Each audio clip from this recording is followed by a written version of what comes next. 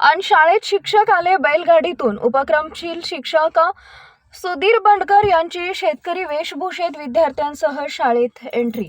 आपण शिक्षक शाळेत नेहमी दुचाकी चारचाकी मधून येताना पाहतो, पण शिक्षक शाळेत बैलगाडीतून आले असं म्हटल्यावर तुम्हाला आश्चर्य वाटलं ना?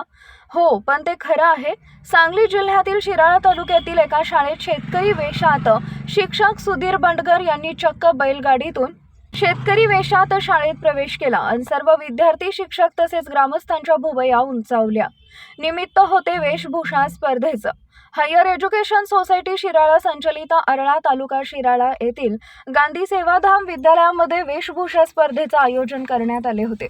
शाळेतील इयत्ता 8वी ब असा वर्ग, ज्या वर्गामध्ये शेतकरी कुटुंबातील व डोंगरी जंगल भागातील सर्व विद्यार्थी आहेत।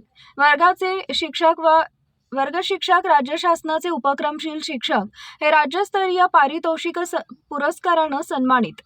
चांदोलीच्या जंगली दुर्गम डोंगरी भागातील उपक्रमशील व आदर्श क्रीडा शिक्षक सुधीर बंडकर हेही शेतकरी कुटुंबामधीलच आहेत।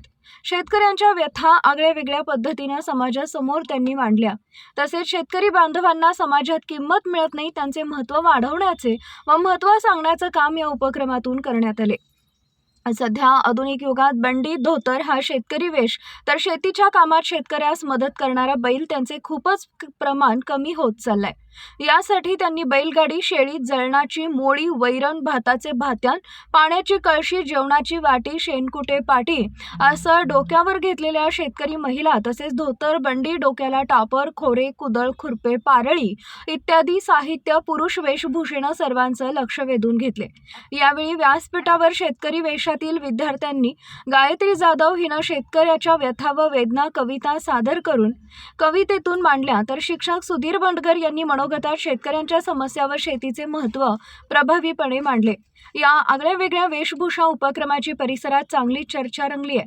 त्यामुळेच या आगळ्या वेगळ्या व हुबेहूब वेशभूषेनं स्पर्धेतला प्रथम क्रमांकही मिळविला।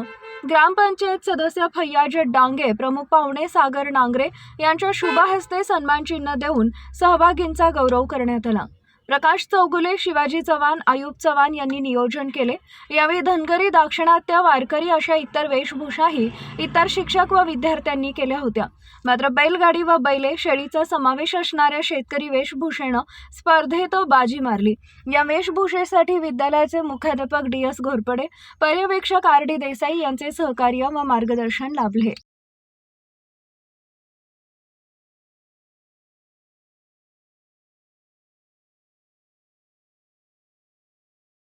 सगळं काही महाग झालं, शेतात मला बियाण्याच्या किमतीमुळे माझं कंबारत गेलं।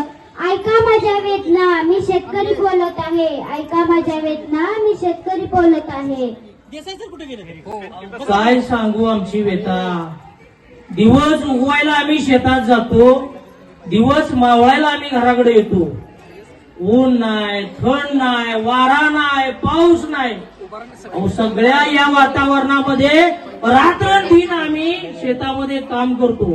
हाडाची काढ आणि रक्ताचं पाणी करून पीक डवलानं पिकवतो। पण काय सांगायचं आमची व्यथा। माल जो आम्ही बाजारात नेतो, कोण 10 रुपये किलो म्हणते, आम्ही 30 रुपये म्हणलं म्हणते 15ला द्या, 17 रुपयाला द्या। अहो, हा आमचा भारत देश जगामध्ये कृषी प्रधान देश म्हणला जातो, पण या शेतकरी जो राजा आहे, हा जो शेतकरी राजा त्याचाच वाजलाय बेंड बाजा। जय जवान, जय जवान। नमस्कार, मी शिक्षक सुधीर बंडकर, सांगली जिल्ह्यातील डोंगरी शिराळा तालुक्यातील गांधी सेवाधाम विद्यालय आरळा या ठिकाणी मी शिक्षक म्हणून काम करतोय। आज मी शाळेमध्ये आलो ते चक्क शेतकरी वेशामध्ये बैलगाडी घेऊन, आणि माझ्यासमोर अनेक विद्यार्थी होते। कुणी शेळी घेतलेली होती, कुणी अंगामध्ये बंडी घातलेली होती, कुणी धोतर घातलेलं होतं। काही मुलींनी डोक्यावर जळणाची मोळी घेतलेली होती, काही मुलींनी पाण्याची कळशी काखेमध्ये घेतलेली होती, काही मुलींनी वैरण आपल्या डोक्यावर घेतलेली होती। अशा शेतकरी वेशामध्ये या ठिकाणी मी शाळेमध्ये आलो, सोबत बैलगाडी सुद्धा होती आणि बैलगाडीमधून मी आज शाळेमध्ये प्रवेश केला. त्याचं कारण असं होतं की भारत देश हा आपला कृषीप्रधान देश म्हणून सगळ्या जगामध्ये ओळखला जातो, पण शेती या व्यवसायाला आणि शेतकऱ्याला समाजामध्ये किंमत नाही. जगाचा पोशिंदा असणारा शेतकरी आज उपेक्षित आहे, दुर्लक्षित आहे, ज्याच्या आज अनेक समस्या आणि प्रश्न आहेत. हे सगळे प्रश्न मी वेशभूषेतून मांडण्याचा प्रयत्न केला आणि शेतकऱ्यांचे जीवन सगळ्या विद्यार्थ्यांसमोर आणि नागरिकांच्या समोर, ग्रामस्थांसमोर आणण्याचा प्रयत्न केला. धन्यवाद.